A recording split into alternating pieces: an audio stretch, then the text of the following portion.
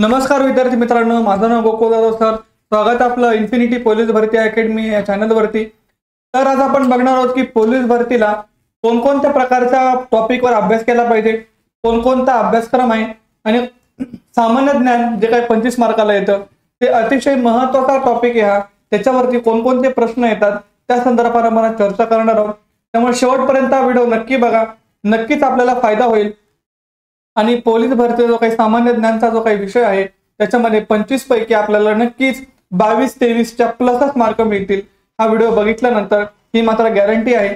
त्यामुळे मित्रांनो, हा व्हिडिओ शेवटपर्यंत बघा, नक्कीच या चॅनलला फॉलो करा, शेअर करा आणि अशा विद्यार्थ्यांपर्यंत हा व्हिडिओ पोहोचवा आणि सबस्क्राईब करा, जेणेकरून आपल्याला महत्त्वाच्या पोलीस भरती रिलेटेड जेवढे काही अपडेट्स आहेत, जेवढी काही माहिती आहे आपल्यापर्यंत पोहोचेल. तर आपण सुरू करू लेक्चरला. त्याआधी सर्वांना एक रिमाइंडर म्हणून इन्फिनिटी पोलीस भरती अकॅडमीने 15,631 पदांसाठी ही जे काही पदाची भरती निघते, जी सगळ्यांना माहिती आलेलं आहे, या 15,631 पदांसाठी ध्येयवर्दी 3.0 बॅच, ठीक आहे, ध्येयवर्दी 3.0 बॅच नावाची बॅच आम्ही काढलेली आहे, जी ऑनलाईन, लाईव्ह आणि रेकॉर्डेड बॅच आहे, जी आपल्याला फक्त 499 मध्ये मिळत आहे. त्यामुळे या बॅचला सर्वांनी जॉईन करून घ्यायचं आहे आणि त्या बॅच मध्ये आपल्याला 1 वर्षाचा संपूर्ण व्हॅलिडिटी कोर्स मिळणार आहे आणि लाईव्ह लेक्चर नंतर आपल्याला रेकॉर्डेड लेक्चर देखील मिळणार आहे. त्यामुळे ही बॅच सर्वांनी जॉईन करून घ्या. नक्कीच आपल्याला येणाऱ्या आगामी पोलीस भरतीमध्ये या बॅचचा फायदा होईल, ही मात्र गॅरंटी आहे. त्यामुळे 100% ही बॅच जॉईन करून घ्या आणि येणाऱ्या पोलीस भरतीमध्ये आपल्या पोलीस भरतीचं स्वप्न आहे ते सर्वांनी पूर्ण करा. ठीक आहे, तर आपण सुरू करूया लेक्चरला. तर सामान्य ज्ञान हा जो काही टॉपिक आहे, सामान्य ज्ञान पोलीस भरतीमध्ये जो 25 मार्काला असतो, याच्यामध्ये कोणकोणते प्रश्न येतात, म्हणजे टॉपिक कोणकोणते ते आपण बघू. तर सर्वात पहिल्यांदा बघू भूगोल विषय. भूगोल हा जो विषय, याच्यामध्ये 2 प्रकारचा भूगोल, एक महाराष्ट्राचा भूगोल आणि एक भारताचा भूगोल. ठीक आहे, आणि बऱ्यापैकी जगाच्या भूगोलावर पण प्रश्न असतो, असा काही नसतो अजिबात. ठीक आहे, एखादा प्रश्न एखाद्या जिल्ह्याला येतो तर तो देखील आपल्याला चुकवायचा नाहीये. त्यामुळे तो देखील टॉपिक सर्वांनी करायचा आहे, पण थोड्याफार प्रमाणात करायचं, जास्त काही करायची गरज नाही. आता महाराष्ट्राचा भूगोल असो अथवा जगाचा भूगोल किंवा भारताचा भूगोल, त्या संदर्भात कोणकोणते टॉपिक आपण केले पाहिजे त्या संदर्भात आपण चर्चा करणार आहोत. त्याचबरोबर महाराष्ट्राचा आणि भारताचा इतिहास, त्याच्यावर पण चर्चा करणार आहोत. कोणकोणते टॉपिक येतात, पंचायत राज पण आहे, सामान्य विज्ञान पण आहे आणि राज्यघटना पण आहे आणि चालू घडामोडी सुद्धा. तर आपण एक एक करून बघूया की कोणकोणते टॉपिक हे विचारले जातात. सर्वात पहिल्यांदा महाराष्ट्र अथवा भारत, ठीक आहे, यांचा जो काही भूगोल आहे याचे टॉपिक मात्र एकच आहे सर्वांचे, तर वेगवेगळे टॉपिक नाही आहेत. ह्या टॉपिकवर कोणकोणते प्रश्न येतात, टॉपिक कोणत्या टॉपिकवर येतात ते आपण बघू. सगळ्यात पहिल्यांदा सगळ्यात महत्वाचा तो म्हणजे प्रशासकीय भूगोल, भारत आणि महाराष्ट्र. प्रशासकीय भूगोल, ठीक आहे, तर याच्यामध्ये भारतापेक्षा महाराष्ट्रावर भर असतो प्रत्येक टॉपिक वरती भूगोलाच्या, पण तरी सुद्धा आपल्याला दोन्ही पण टॉपिक करायचे. प्रशासकीय भूगोलामध्ये उदाहरणार्थ प्रशासकीय विभाग कोणकोणते, जिल्हे कोणकोणते आहेत, राज्य कोणकोणत्या देशांच्या सीमा लागलेल्या आहेत, राज्यांच्या सीमा लागलेल्या आहेत, क्षेत्रफळ काय आहे, ठीक आहे, जी काही बेसिक माहिती आहे महाराष्ट्राविषयीची इत्यादी, याच्यामध्ये इत्यादी टाकेल मी. अक्षवृत्तीय विस्तार किती, ठीक आहे, सर्वात मोठा जिल्हा, सर्वात लहान जिल्हा, अशा प्रकारचे प्रश्न हे या टॉपिक वरती विचारले जातात प्रशासकीय भूगोलावर. त्याच्याबरोबर येतो प्राकृतिक भूगोल. प्राकृतिक भूगोल, या प्राकृतिक भूगोलावरती उदाहरणार्थ कोणकोणते टॉपिक येतात, पर्वत रांगा, पर्वत, त्याचबरोबर घाट, ठीक आहे, पठारे, मैदाने, समुद्र किनारे,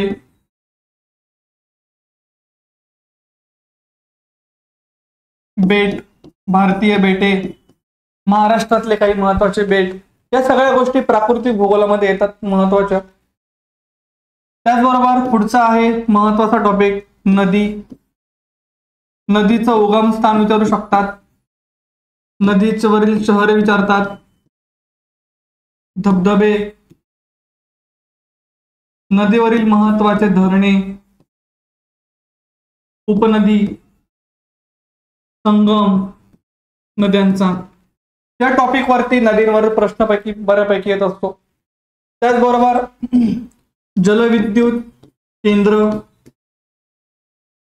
औष्णिक विद्युत केंद्र, हे पण टॉपिक आपण करणं गरजेचं आहे. हे सगळं तुम्हाला डिटेल सिलेबस देतोय मी, हा सगळा डिटेल सिलेबस व्यवस्थित करायचा आहे. इतकं डिटेल कोणत्या चॅनलवर गेलेलं नाही, त्यामुळे चॅनलला फॉलो करायचे. अशाच प्रकारे व्यवस्थित माहिती आपल्यापर्यंत पोहोचवली जाईल पोलीस भरती संदर्भात. तरी सगळी डिटेल इन्फॉर्मेशन तुम्हाला देतोय, त्याच्या बाहेर तरी जास्त काही येत नाही परीक्षेला पोलीस भरतीच्या. ठीक आहे, जलविद्युत, औष्णिक विद्युत केंद्र. त्याचबरोबर हे झालं प्रशासकीय प्राकृतिक नदी प्रणाली. त्याच्यानंतर मृदा, मृदेवर प्रश्न असतो, मृदेचे प्रकार येतात, त्या मृदेमध्ये कोणकोणती पिके घेतली जातात त्याच्यावर प्रश्न येतो. ठिकाण विचारता मृदेचं, कोणत्या ठिकाणी ती मृदा आहे, तशी काळी मृदा, लाल मृदा, तांबडी मृदा, अशा प्रकारचे प्रश्न हे मृदेवरती येतात. त्याचबरोबर पिकांवरती प्रश्न असतो, पिकांमध्ये पिकांचे प्रकार विचारतात, प्रकारावर प्रश्न असतो. कोणत्या मृदेमध्ये पीक घेतात, जिल्हा कोणता आहे पिकाचा, जसं उदाहरणार्थ बाजरीचं पीक कुठे, अहिल्यानगरमध्ये, ज्वारीचं पीक सोलापूरमध्ये, तांदळाचं पीक रायगड भंडाऱ्यामध्ये. तर अशा प्रकारचे प्रश्न हे पिकांवरचे देखील असतात. खनिजे, खनिज संपत्तीवर प्रश्न असतो, खनिजांचं ठिकाण विचारू शकतात, कोणत्या ठिकाणी कोणतं खनिज आढळतं. जसं आता दगडी कोळसा चंद्रपूरमध्ये, बॉक्साईट कोकण विभागामध्ये महाराष्ट्राच्या, भारतामध्ये सुद्धा झारखंडमध्ये छोटा नागपूर पठार या ठिकाणी खनिज संपत्ती भरपूर प्रमाणामध्ये आढळते. ठीक आहे, मॅंगनीजचं उत्पादन मध्य प्रदेशमध्ये होतं. तर अशा प्रकारचे प्रश्न हे खनिजांवर असतात, ठिकाणावर विचारतात. खडक विचारतात, कोणता खडक, त्याचे प्रकार विचारतात. ठीक आहे, जसं आता सर्वांना माहिती आहे की दगडी कोळशाचे प्रकार आहेत, अँथ्रासाइट, बिट्युमिनस, लिग्नाइट, पेट. तर अशा प्रकारचे प्रश्न हे प्रकारावर सुद्धा असतात. खडक विचारतात, दगडी कोळसा कोणत्या खडकामध्ये, गोंडवानकालीन खडकामध्ये. तर हे प्रकार हे खनिजांवर असतात विशेषतः. त्याचबरोबर लोकसंख्येवर प्रश्न असतो. ठीक आहे, लोकसंख्या, लोकसंख्येवर कसा प्रश्न असतो, एक तर ते घनता विचारतात लोकसंख्येची, बरोबर, किंवा मग लोकसंख्या कोणत्या जिल्ह्यामध्ये कोणत्या राज्यामध्ये सर्वात जास्त आहे, अशा प्रकारे असतो. लिंग गुणोत्तर, बाल लिंग गुणोत्तर, दोन्ही प्रकारचे गुणोत्तर विचारतात. लिंग गुणोत्तर पण विचारतात, बाल लिंग गुणोत्तर विचारतात. शहरी लोकसंख्या, ग्रामीण लोकसंख्या, याच्यावरती देखील प्रश्न असतो. किंवा सर्वात जास्त शहरी लोकसंख्या कोणत्या भागामध्ये, किंवा महाराष्ट्राची शहरी लोकसंख्या किती, महाराष्ट्राची ग्रामीण लोकसंख्या किती, किंवा भारतामध्ये शहरीकरण कोणत्या राज्याचं झालेलं आहे सर्वात जास्त, किंवा भारतामध्ये सर्वात कमी शहरीकरण असलेलं राज्य कोणतं. अशा प्रकारचे प्रश्न येतात. ठीक आहे, कोणकोणते प्रकार आपण पाहिले, प्रशासकीय भूगोल पाहिला, प्राकृतिक भूगोल, नदी प्रणाली. ठीक आहे, मृदा, पिके, खनिजे, लोकसंख्या, वनसंपत्ती. वनसंपत्तीमध्ये वनांचे प्रकार विचारतात, अभयारण्य विचारतात, राष्ट्रीय उद्यानावर प्रश्न असतो, राष्ट्रीय उद्याने. ठीक आहे, त्याचबरोबर वन अहवालावर प्रश्न एखाद्या वेळेस येऊ शकतो, आला तर आला. तो वनरक्षकाला जास्त विचारू शकतात, पोलीस भरतीला शक्यता कमीच आहे, पण तरी सुद्धा एक वन अहवाल पण महत्वाचा टॉपिक आहे. ठीक आहे, त्याचबरोबर खडकांचे प्रकार विचारतात, खडक प्रणाली महाराष्ट्राची. ठीक आहे, खडक जसं बेसाल्ट खडक महाराष्ट्रात सर्वात जास्त आढळतो, तर त्याच्यावर देखील खडक प्रणालीवर देखील प्रश्न असतो. महाराष्ट्रातले उद्योग, जसं साखर उद्योग, बरोबर, कापड उद्योग. ठीक आहे, त्याचबरोबर रसायन उद्योग. नंतर ओझरमध्ये जसं आपल्या सगळ्यांना माहिती लढाऊ विमानं बनवतात, तर अशा प्रकारचे जे काही विमान निर्मिती उद्योग. ठीक आहे, तर अशा प्रकारचे उद्योगांवर देखील प्रश्न असतो परीक्षेला. ठीक आहे, हे अतिशय महत्वाचे टॉपिक आहेत सगळे मित्रांनो. तर हे टॉपिक आपल्याला करणं काय गरजेचं आहे भूगोलामध्ये विशेषतः. पर्यटनावर देखील प्रश्न असतो, पर्यटन भूगोल. तसं संतांची समाधी, त्यांची समाधी स्थळ. ठीक आहे. त्याचबरोबर लेणी, त्याच्यानंतर किल्ले महाराष्ट्रातले, ठीक आहे, अष्टविनायक महाराष्ट्रातले, त्याचबरोबर गरम पाण्याचे झरे महाराष्ट्रामध्ये कोणकोणते, भारताविषयी पण विचारतात की हे टॉपिक आहे. तर अशा प्रकारे हे प्रश्न भूगोलावर असतात. रस्ते वाहतुकीवर प्रश्न असतो, रस्ते वाहतूक, ठीक आहे, रेल्वे वाहतूक, अशा टॉपिकवर प्रश्न हा असतो. ठीक आहे. पुढे जाऊ आपण इतिहासामध्ये. ठीक आहे, इतिहासामध्ये देखील बघू कोणकोणते असतात. जसं आता 1857चा इतिहासावर प्रश्न असतो. ठीक आहे, इतिहासाचे 3 प्रकारे सर्वांना माहिती आहे. एक प्राचीन इतिहास, एक मध्ययुगीन इतिहास आणि एक आधुनिक इतिहास. ठीक आहे, 3 प्रकारचे इतिहास आहे. त्याच्यापैकी आधुनिक वर जर चर्चा केली, आधुनिक मध्ये देखील प्रकार आहेत. त्याच्यामध्ये स्वातंत्र्याचा लढा वगैरे, बरोबर. आता हा जो टॉपिक आहे हा सगळा स्वातंत्र्याच्या लढ्यावरती. त्याचबरोबर अजून काय बाकीचे टॉपिक आहे, आता त्याविषयी एक्सप्लेन करतो मी. सर्वात आधी हे बघूया आपण. याच्यामध्ये मोस्ट इम्पॉर्टंट कोणता आहे, 1857चा उठाव. पोलीस भरतीला याच्यावरती बऱ्याच वेळेला प्रश्न येतो इतिहासाच्या. नंतर भारताचे व्हॉइसरॉय. ठीक आहे, भारताचे व्हॉइसरॉय मध्ये कोणकोणते व्हॉइसरॉय होऊन गेले त्यांचे नावं विचारतात. त्यांनी कोणती सुधारणा केली असेल तर भारतामध्ये ते विचारतात. त्यांच्या काळामध्ये त्यांनी एखादी घटना घडली असेल तर त्या घटनेविषयी विचारतात. जसं आता जालियनवाला बाग हत्याकांड कोणाच्या काळामध्ये झाला. त्याच्यानंतर भारताचे जे काही बांगलादेश किंवा बंगाल प्रांत जो काही वेगळा झाला, ठीक आहे, बंगालची फाळणी म्हणतो आपण त्याला, तर ती कोणत्या गव्हर्नरच्या काळामध्ये झाली असा पण प्रश्न असतो. समाज सुधारकांवर प्रश्न येतो. त्यांनी स्थापन केलेली एखादी संस्था, त्यांचं एखादं पुस्तक, त्यांची एखादी घोषणा, ठीक आहे, त्यांनी एखादी राबवलेली चळवळ, त्या टॉपिकवर प्रश्न असतो, चळवळीवर त्यांच्या. ठीक आहे, त्यांचं एखादं वृत्तपत्र असेल तर वृत्तपत्रावर प्रश्न असतो. जसं गांधीजींचं वृत्तपत्र बऱ्याच वेळेला विचारलंय, आंबेडकरांचं विचारलंय, बरोबर का नाही, राजाराम मोहन रॉय यांचं विचारलंय. तर अशा प्रकारे त्या टॉपिकवर प्रश्न असतो समाज सुधारकांचा. पंडिता रमाबाई खूप मोस्ट इम्पॉर्टंट आहेत महिलांमध्ये, समाज सुधारकांमध्ये. महिला समाज सुधारकांमध्ये पंडिता रमाबाई, त्याचबरोबर रमाबाई रानडे, ठीक आहे, या हे जे काही समाज सुधारक महिलांमध्ये त्या फार महत्वाचे. राष्ट्रीय सभेवर प्रश्न असतो, त्यांचे अधिवेशन विचारतात, अधिवेशनाचे अध्यक्ष विचारतात, अधिवेशन कोणत्या ठिकाणी झालं त्या ठिकाण विचारतात. ठीक आहे, जसं दादाभाई नौरोजी समजा, हे किती वेळा अधिवेशनाचे अध्यक्ष होते, ते 3 वेळा होते. पहिली महिला अधिवेशनाचे अध्यक्ष कोण होती, पहिली भारतीय महिला कोण होती. तर अशा प्रकारचे प्रश्नही येतात राष्ट्रीय सभेवरती. स्वातंत्र्याच्या लढ्यावर देखील प्रश्न असतो. ठीक आहे, त्यांच्या काळातल्या क्रांतिकारकांवर प्रश्न मोस्टली येतो. क्रांतिकारक, ऑगस्ट घोषणा, सत्याग्रहाची चळवळ, याच्यावर प्रश्न असतो. 1909चा कायदा, 1919चा कायदा, 35चा कायदा, तिन्ही पण कायदे महत्वाचे. जसं मॉन्टेग्यू, चेम्सफोर्ड, मॉर्ले, मिंटो कायदा, हे तेच नाव आहेत 1909 1919च्या कायद्याचे. तर ते कायद्या विषयी प्रश्न येतो की तरतुदी विचारू शकतात. ते तरतुदीबद्दल प्रश्न येऊ शकतो की याच्यातली तरतूद कोणत्या कायद्यामध्ये होती. जसं आरबीआयची स्थापना कोणत्या कायद्यानुसार झाली, 1934चा कायदा आहे, पण त्या संदर्भातले जे काही त्यांनी उल्लेख केला होता तो 1935च्या कायद्यात पण केला होता. हिंदुस्थान सोशलिस्ट रिपब्लिक आर्मी बद्दल प्रश्न असतो, ती स्थापना वगैरे विचारू शकतात परीक्षेला.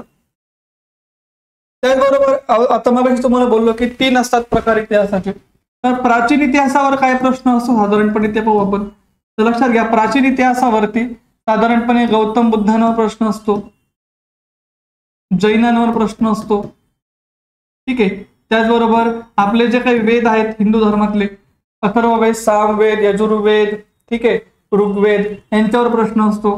ठीक आहे, हडप्पा कालीन संस्कृती, त्याच्यावर प्रश्न असतो. ठीक आहे, प्राचीन इतिहासावरती अशा प्रकारे प्रश्न येतो. मध्ययुगीन इतिहासावर एवढे जास्त प्रश्न नसतात त्या टॉपिक वरती, तरी सुद्धा समजा आले तर तुम्हाला एक माहिती पाहिजे म्हणून. मध्ययुगीन इतिहासावरती राजघराण्यांवर प्रश्न असतो, जे काय चंद्रगुप्त मौर्य, ठीक आहे, म्हणजे मौर्य घराणे, समजा मौर्य घराणे, ठीक आहे, राष्ट्रकूट घराणे, मुघल साम्राज्य, हे मोस्ट इम्पॉर्टंट आहे, यांच्यावर प्रश्न येतो. ठीक आहे. विशेषतः महाराष्ट्रामध्ये कोणकोणते घराणे होऊन गेले, राजघराणे, त्यांच्यावर प्रश्न असतो.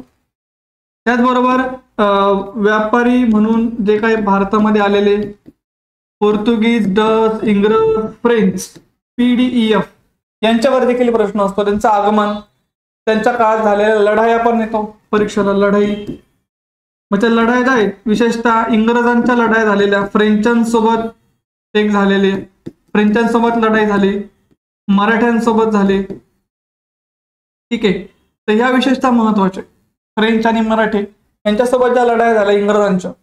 त्याचबरोबर टिपू सुलतान सोबत झाली. ठीक आहे, म्हणजे म्हैसूर युद्ध झालेलं, इंग्रज म्हैसूर वॉर, इंग्रज मराठा वॉर, इंग्रज फ्रेंचांचा कार्नाटिक वॉर, कर्नाटकचं युद्ध. त्याच्यावर प्रश्न, हा लढाईवर प्रश्न बऱ्याच वेळेला येतो. ठीक आहे. त्याचबरोबर पेशव्यांवर प्रश्न असतो, पेशवे. ठीक आहे, कोणकोणते पेशवे होऊन गेले त्यांच्या काळातल्या गोष्टीवर प्रश्न असतो. वसईचा तह. ठीक आहे, उदाहरण सांगितलं मी. तर हे टॉपिक मोस्ट इम्पॉर्टंट आहे, तुम्हाला करायचेच आहे, विशेषतः मध्ययुगीन भारतामध्ये.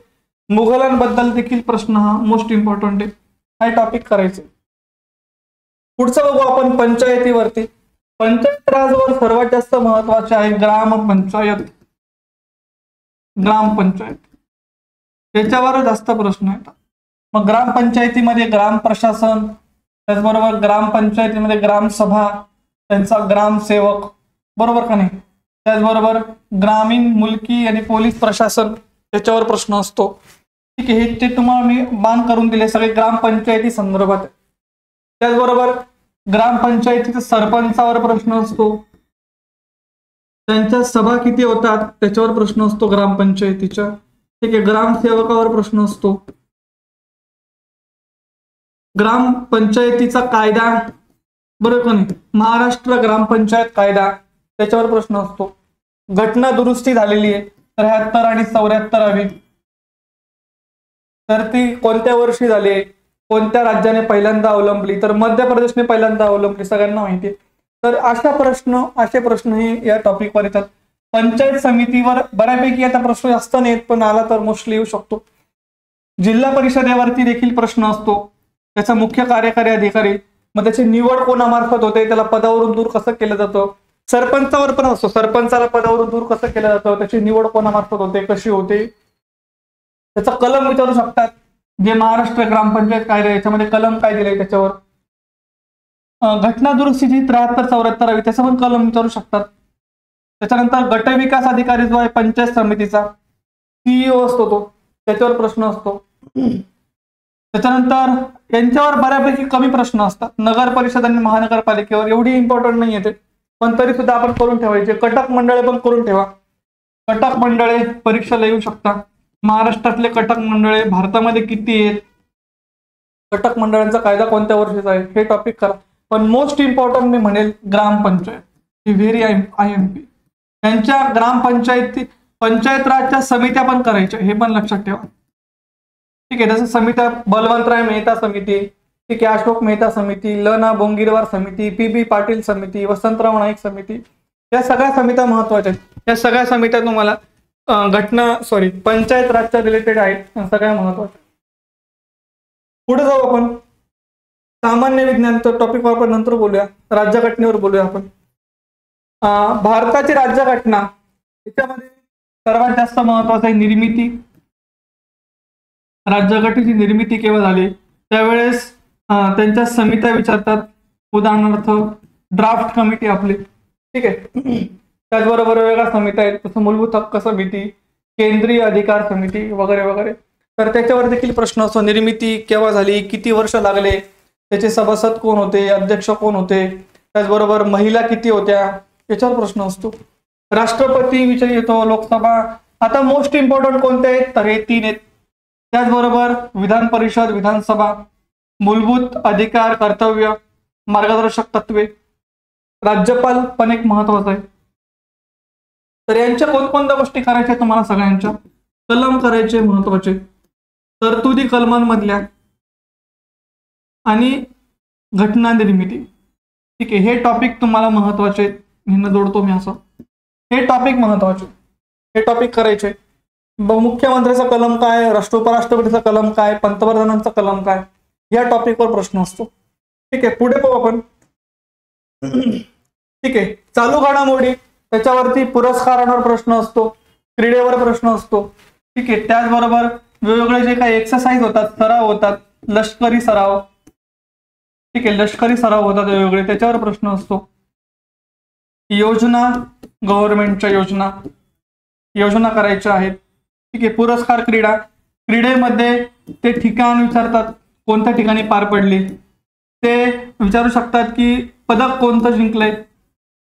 खेळाडू विचारतात, कोणता खेळाडू त्याच्यामध्ये खेळ खेळलाय, किंवा त्या खेळाडूचा खेळ विचारतात की कोणत्या खेळासंबंधित आहे. पुरस्कारांवर ते रक्कम विचारू शकतात, किती रक्कम आहे. व्यक्ती आहे, कोणत्या व्यक्तीला तो पुरस्कार मिळाला त्याच्यावर असतो. योजनेनंतर आपण म्हणूया इथे नियुक्ती विचारतात, यांची नियुक्ती कुठे झाली. समजा CRPF चे नवीन किंवा IBPS बोलतो, ITBP चे नवीन संचालक, महाराष्ट्राचे पोलीस महासंचालक. ठीक आहे, असे टॉपिक पोलीस खात्या रिलेटेड, संरक्षण खात्या रिलेटेड बऱ्यापैकी असतात. बाकीचे पण विचारतात. विशेषतः जर महिलेची नियुक्ती झाली तर ते विषय विचारू शकतात परीक्षेला. ठीक आहे, तर हे मोस्ट इम्पॉर्टंट आहे तुम्हाला. बाकीचे पण विचारू शकता, असं काही विचारणार नाही. पण पुरस्कार, क्रीडा, लष्करी सराव, योजना, नियुक्त्या हे टॉपिक मोस्ट इम्पॉर्टंट आहे चालू घडामोडी संदर्भात. तर सामान्य ज्ञानावर आपण थोडं बोलू. सामान्य ज्ञानामध्ये लक्षात घ्या, जीवशास्त्र थोडं इम्पॉर्टंट आहे, भौतिकशास्त्र थोडा अजून बऱ्यापैकी आहे, रसायनशास्त्र आणि भौतिकशास्त्र एवढे विचारत नाही, पण तरी सुद्धा रसायनशास्त्रावर येतो प्रश्न. Sodium bicarbonate, sodium carbonate. ठीक आहे, यांचं ते सूत्र विचारतात बऱ्याच वेळेला, नॉर्मल प्रश्न असतात एकदम. जीवशास्त्रावर प्रश्न बऱ्यापैकी येतात. जीवशास्त्रामध्ये लक्षात घ्या तुम्हाला कोणकोणते टॉपिक करायचे, विशेषतः कोणते करायचे. सगळ्यात पहिल्यांदा लक्षात घ्या, प्राण्यांचे वर्गीकरण, वनस्पतींचे वर्गीकरण. ठीक आहे, त्याच्यानंतर मानवी रक्ताभिसरण आणि पचन संस्था. मानवी रक्ताभिसरण आणि पचन संस्था. ठीक आहे, तो एक टॉपिक करायचा आहे. मानवी हृदय त्याच्यामध्येच येणार आहे. त्याचबरोबर पेशी, उती यांच्यावर देखील प्रश्न असतो. त्याच्यावरचा ग्लँड्स, वेगवेगळे GLANDS ग्लँड्स, ग्रंथी म्हणतो याला आपण मराठीमध्ये, ग्रंथींवर प्रश्न असतो. ठीक आहे, तर हे टॉपिक मोस्ट इम्पॉर्टंट आहे. त्याचबरोबर मानवी रोग जे होतात वेगवेगळे, विषाणू, जीवाणू यांच्यापासून होणारे रोग, याच्यावर देखील परीक्षेला प्रश्न आहे. ठीक आहे, हे मोस्ट इम्पॉर्टंट आहे जीवशास्त्रामध्ये. त्यानंतर शोध आणि त्यांचे जनक, शास्त्रीय उपकरणे, त्यांचे कार्य, त्यांचा वापर, याच्यावर देखील बऱ्याच वेळेला प्रश्न आहेत. ठीक आहे, हे झालं विज्ञानाबद्दल. कोणकोणते टॉपिक पाहिले आपण. सगळ्यात पहिल्यांदा भूगोल पाहिला. भूगोल, जगाच्या भूगोलावर जास्त काही नाही करू नका. जगाच्या भूगोलावर लक्षात घ्या, देश माहिती पाहिजे, ते देशांचे पर्वत, त्या देशांच्या नद्या, त्या देशांचे महत्वाचे शहर, त्या ठिकाणी असलेले वाळवंट, त्या ठिकाणी असलेले वारे महत्वाचे, हे टॉपिक मोस्टली करून जा. बाकी खनिज वगैरे कोणत्या देशात कोणता आढळतं ते महत्वाचं नाही. ठीक आहे, तर हे टॉपिक थोडेफार करून जा. आणि राष्ट्रीय उद्याने त्या देशामध्ये एखादं महत्वाचं असेल तर ते बघून जा एकदा. बाकीचे काय टॉपिक करत बसू नका जगाच्या भूगोलावरती. पर्वत, नद्या, शहरे, वाळवंट, असं थेम्स नदीवरती कोणतं शहर आहे, लंडन शहर आहे, तर नदीवर विचारतात. सगळ्यात मोठी नदी कोणती, अमेझॉन. पर्वत विचारतात की अँडीज पर्वत कुठे आहे, रॉकी पर्वत कुठे आहे, अशा प्रकारे प्रश्न आलेले याच्या आधी. वाळवंटावर विचारतात, कलाहारी वाळवंट, गोबी वाळवंट कोणत्या देशामध्ये आहे. ठीक आहे, नॉर्मल प्रश्न एकदम. अशा प्रकारचे प्रश्न येतात. आता सगळ्यात शेवटी मी बोलेल अर्थशास्त्रावरती. अर्थशास्त्र, ठीक आहे, हा पण टॉपिक महत्वाचा आहे. याच्यावरती विशेषतः कोणकोणते टॉपिक करायचे ते टॉपिक महत्वाचे करा फक्त. जसं आता RBI वर विचारतात, RBIचा इतिहास विचारतील, स्थापना, त्याच्यानंतर त्याचे अध्यक्ष म्हणजे गव्हर्नर वगैरे. त्याच्यानंतर बँकिंगच्या रिलेटेड विचारतात थोडेफार प्रश्न. त्याच्यानंतर आपलं जे काही बजेट आहे त्या बजेटमध्ये एखादी योजना आली असेल तर त्या योजनेवर प्रश्न असतो. नंतर सर्वेक्षण, जो आपला आर्थिक सर्वेक्षण, त्याच्याविषयी महाराष्ट्राविषयी काय असेल तर महत्वाचं ते विचारू शकतात. त्यानंतर कृषीवरती असतो प्रश्न, कृषीच्या रिलेटेड योजनेवर प्रश्न असतो. पंचवार्षिक योजना झाल्या आपल्या, त्याच्यावर प्रश्न असतो. पंचवार्षिक योजना, त्या पंचवार्षिक योजनेच्या काळामध्ये कोणती संस्था स्थापन झाली किंवा वगैरे वगैरे, नीती आयोगावर प्रश्न येतो. ठीक आहे. अर्थशास्त्रावर जास्त काही प्रश्न नसतात, पण आले तर ते थोडेफार येऊ शकतात. दारिद्र्याच्या समित्या करून द्या फक्त. कोणकोणत्या समित्या दारिद्र्या संदर्भात होत्या ते थोडेफार करून जा अर्थशास्त्रावर. जास्त काही येणार नाही, पण आले तर समजा हे टॉपिक येते. ठीक आहे. तर अशा प्रकारचे हा जो काही सामान्य ज्ञानचा जो काही आपण सिलेबस बघितला आतापर्यंत पोलीस भरतीचा, तर त्याच्यामध्ये हेच टॉपिक आहेत. त्याच्या व्यतिरिक्त काही जास्त करायची गरज नाही. आणि अजून एक एक्स्ट्रा फक्त सांगतो की पोलीस खाता रिलेटेड एक माहिती घेऊन जा. ठीक आहे. पोलीस खाते त्या रिलेटेड एक माहिती घेऊन जा. जसं आता तुम्ही एखाद्या जिल्ह्याचा अभ्यास करताय, जिल्हा विशेष असतो, तर जिल्हा विशेषामध्ये पोलीस खात्याच्या त्या जिल्ह्याच्या रिलेटेड माहिती घ्यायची. त्यानंतर पोलीस खात्यामध्ये कोणकोणती पदे आहेत, महत्वाचे इमर्जन्सी जे काही नंबर आहेत, डायल असतात ना इमर्जन्सी नंबर, जसं महिला emergency, women's child helpline number, women's helpline number, ते थोडेफार करून जा. नंतर पोलीस खात्याचा ध्वज आहे त्याच्याबद्दल माहिती घ्या.